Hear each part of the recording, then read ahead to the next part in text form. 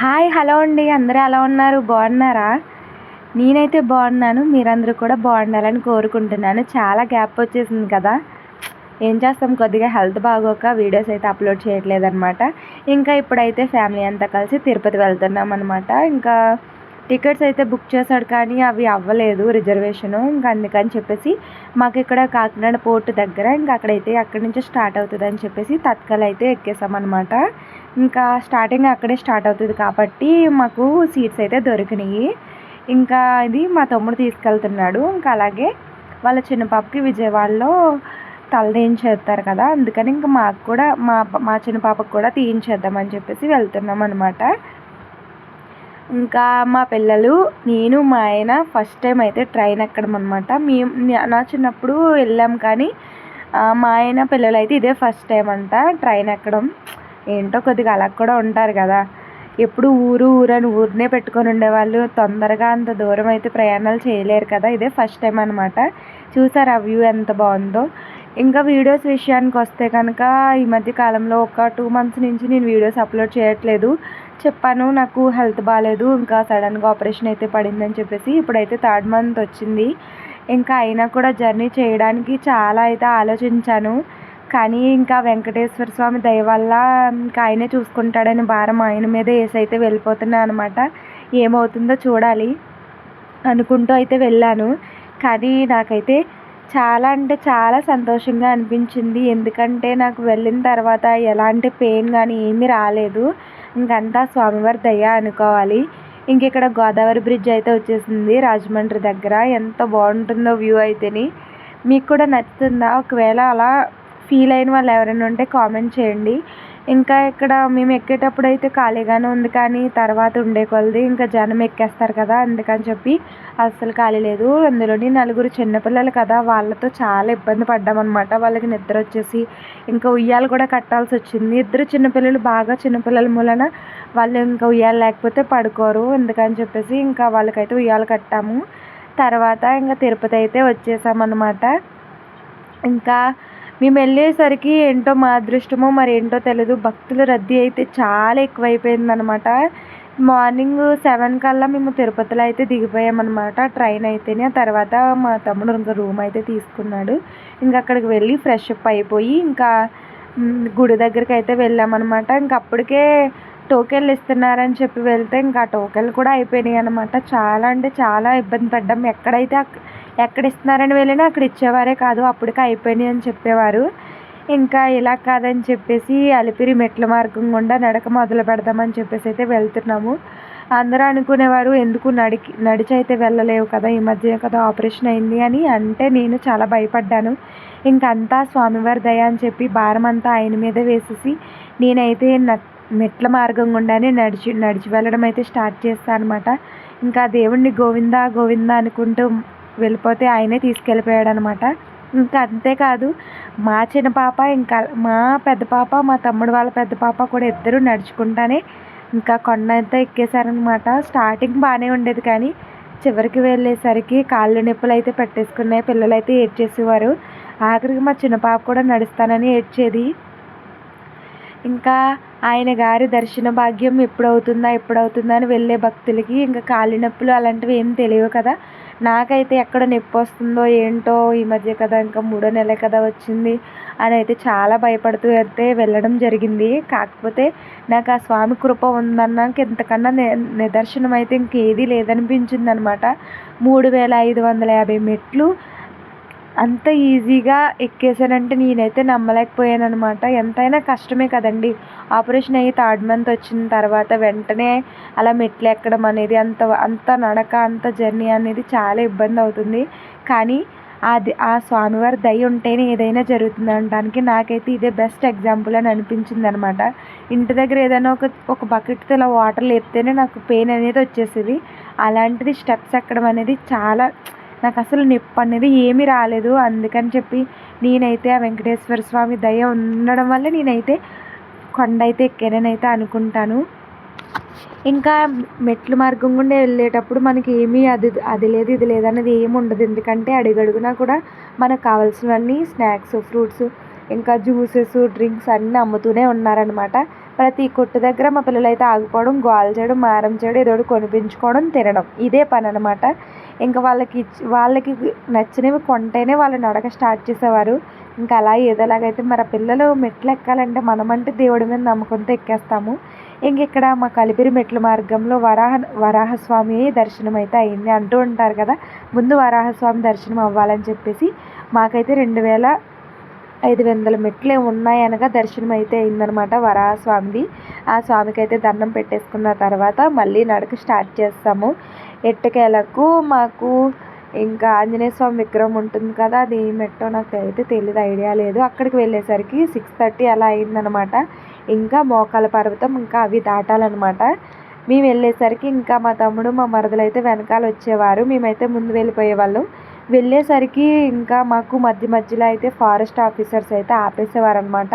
అంటే సింగిల్గా వెళ్ళే వాళ్ళని మొత్తం అందరినీ ఆపేసి గ్రూప్గా అయితే పంపించేసేవారు.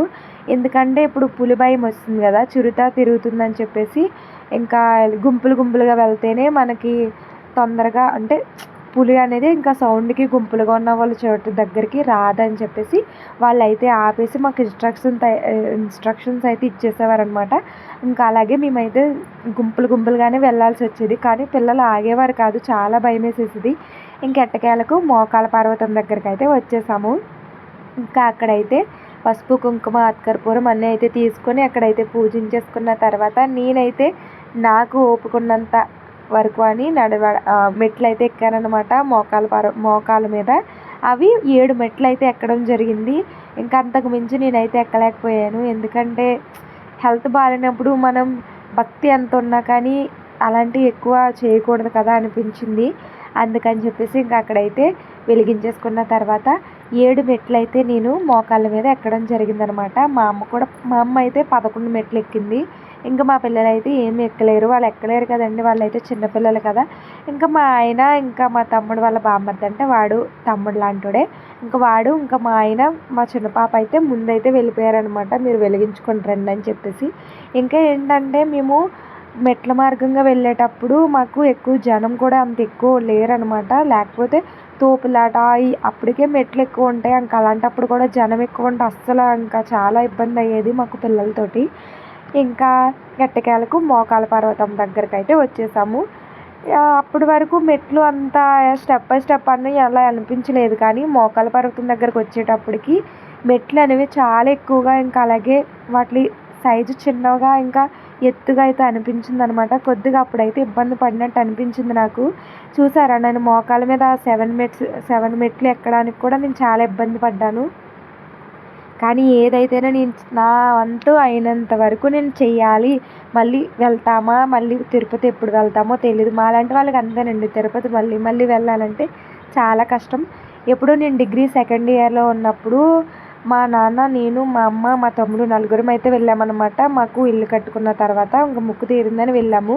ఇప్పటికీ డిగ్రీ అయ్యి ఒక 2019లో అయింది అనుకుంటాను. డిగ్రీ సెకండ్ ఇయర్ 2019 అంటే ఇప్పుడు 7 ఇయర్స్ అవుతుంది నేను తిరుపతి వెళ్ళి. మళ్ళీ 7 ఇయర్స్ తర్వాత నేను తిరుపతి వెళ్ళాను. మళ్ళీ వెళ్ళాలంటే మాకు అసాధ్యం అనమాట. మిడిల్ క్లాస్ అంటే అలాగే ఆలోచిస్తారు కదా.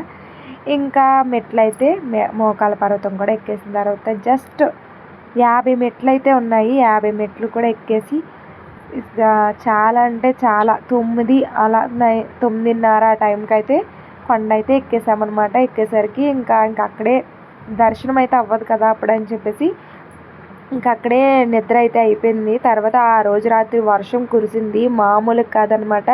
ఇంకా లేచిన తర్వాత ఫ్రెష్ అప్ అయిపోయి మళ్ళీ అక్కడ అదే కొండ మీదే ఇంకా రూమ్స్ ఇస్తారు కదండి, ఇంకా ఆ టోకెన్లు అయితే తీసుకున్నాడు అనమాట మా తమ్ముడు. 24 అవర్స్ లేకపోతే 48 అవర్స్ అలా ఉంటుంది కదా, ఇంకా అలా రూమ్ అయితే తీసుకుని ఇంకా తర్వాత అక్కడే ఫ్రెష్ అప్ అది అయిపోయి దర్శనానికి వెళ్దాం కదా అనుకున్నాం అనమాట. కానీ మేము దర్శనానికి వెళ్దామని అనుకున్న ప్రతిసారి కూడా మొత్తం కంపార్ట్మెంట్లన్నీ ఫుల్ అయిపోయినాయి అని అనౌన్స్మెంట్ అయితే వచ్చేదనమాట. ఇంకా ఏం చేస్తాం, తర్వాత అక్కడ వెంగమాంబ అన్నప్రసాదం అక్కడ ఆ కేంద్రం అయితే పెడుతున్నారనమాట. భోజనం అయితే అక్కడే చేసేవాళ్ళము. ఆ శ్రీవారి ప్రసాదం దొరకడం చాలా అదృష్టం కదా, అందుకని చెప్పేసి పిల్లలతో సహా అందరం అక్కడే భోజనం అయితే చేసేసి మళ్ళీ రూమ్కి వచ్చేసి కాసేపు అయితే రెస్ట్ తీసుకొని ఈవినింగ్ వెళ్దామని అనుకునేసరికి ఈవినింగ్ కూడా రెడీ అయ్యి వెళ్ళేసరికి ఈవినింగ్ కూడా అన్ని కంపార్ట్మెంట్లు ఫుల్ అయిపోయినాయి అని అయితే అనౌన్స్మెంట్ వచ్చేసేది. ఇప్పుడు మా పెద్ద పాపకి ఇంకా మా తమ్ముడు వాళ్ళ పెద్ద పాపకి అయితే తిరుపతిలో అయితే తల తీయించేసామన్నమాట. నేనైతే కత్తెరలు ఇచ్చాను. చాలామంది హెయిర్ కటింగ్ చేసుకోవక్క అని అడిగారు కదా, ఇప్పుడైతే నా హెయిర్ అయితే చాలా తక్కువ అయిందనమాట.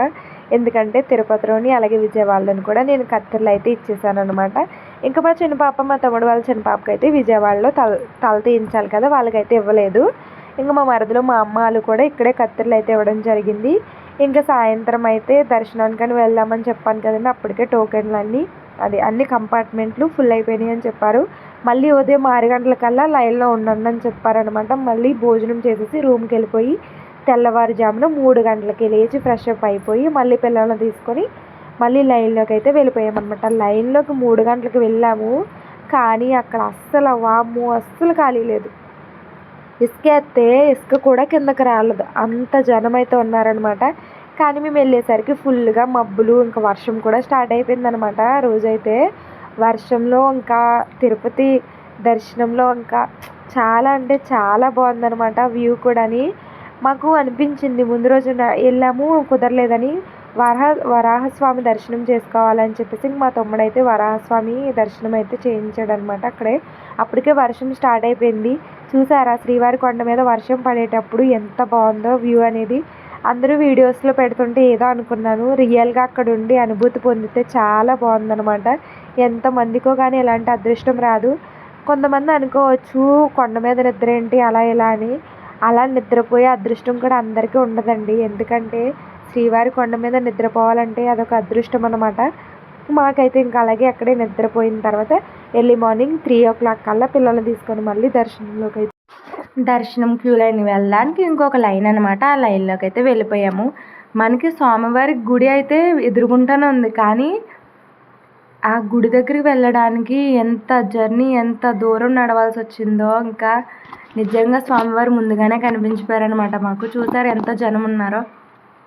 చాలా అంటే చాలా టైం పట్టింది.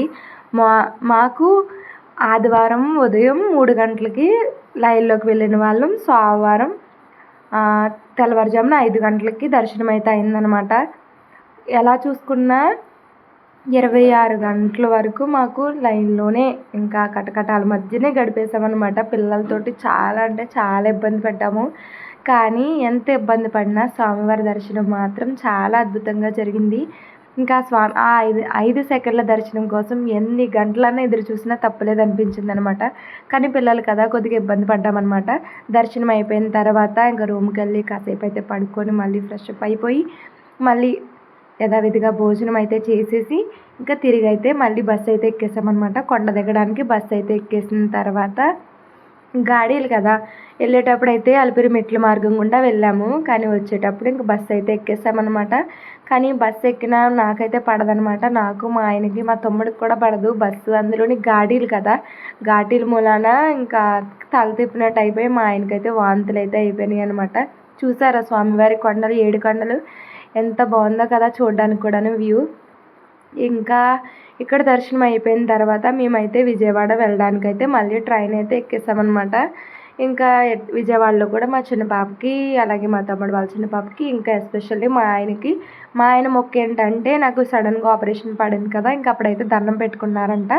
ఇంకా ఆయన కూడా తల ఇచ్చేస్తాను తల్లి నీకు అని చెప్పేసి దండం అయితే పెట్టుకున్నాడంట. అందుకని చెప్పి ఇంకా ఆయన అయితే బూచోళ్ళ అయిపోయాడు కదా, ఆయన కూడా అమ్మవారి మొక్క అయితే తీర్చేసుకోవడానికంటే ఇంక మేమైతే విజయవాడ అయితే బయలుదేరిపోయాము. ఎలా అయినా సరే తిరుపతి వెళ్ళామంటే ఖచ్చితంగా విజయవాడ వెళ్ళాలన్నమాట. అదైతే అందరూ చేసేదే కదా, ఇంక ఎలాగ వెళ్తున్నాం కదా అని చెప్పేసి ఇంకా మా మొక్కులు కూడా తీర్చేసుకున్నాం అనమాట. ముందు గోదావరి నదిని చూపించాను, ఇప్పుడు కృష్ణా నది అనమాట. వర్షాలు సరిగా పడక ఇంకా కొద్దిగా ఇలా లైట్గా కనిపిస్తుంది, కానీ అదే వర్షాలు పడి ఉంటే చాలా వాటర్ ఉంటుంది కదా, చాలా బాగుంటుంది వ్యూ కూడాని. ఇంకా తర్వాత మా పిల్లలకి కూడా తల తీయించడం అయితే అయిపోయింది అనమాట, గుండు కొట్టించడం అయితే అయిపోయింది. 4 గుండ్లు భలే ఉన్నారు కదా. ఇంకా అక్కడ కృష్ణా నదిలో అయితే స్నానం చేసేసి మళ్ళీ దుర్గమ్మ తల్లి దర్శనం కూడా చేసేసుకున్నాం అనమాట. ఇంకా విజయవాడలో అయితే శ్రీ కనకదుర్గమ్మ తల్లి గుడి అయితే చాలా ఖాళీగా ఉంది ప్రస్తుతానికైతే. దర్శిని అదే నవరాత్రుల్లో అయితే కనుక అసలు ఖాళీ ఉండదు కదా విజయవాడ కూడాను. ఇంకా అక్కడ దర్శనం కూడా చేసేసుకొని తిరిగి మళ్ళీ మా ఊరు వెళ్ళడానికి అదే ఎర్రవరం వెళ్ళిపోవడానికి బస్సు అయితే ఎక్కేసామన్నమాట. ఇంక ఇదండి లాంగ్ వీడియో. మీకైతే నచ్చుతుందని అనుకుంటున్నాను. ట్రైన్ అయితే ఎక్కలేదు, బస్సు ఎక్కేసాము ఫ్రీగా ఉంటుందని చెప్పేసి. అందులో మన ఫ్రీ బస్ కదా, ఎక్కేసామన్నమాట. వీడియో నచ్చితే లైక్ చేయండి. ఇక నుంచి వీడియోస్ అప్లోడ్ చేస్తూ ఉంటాను. బాయ్.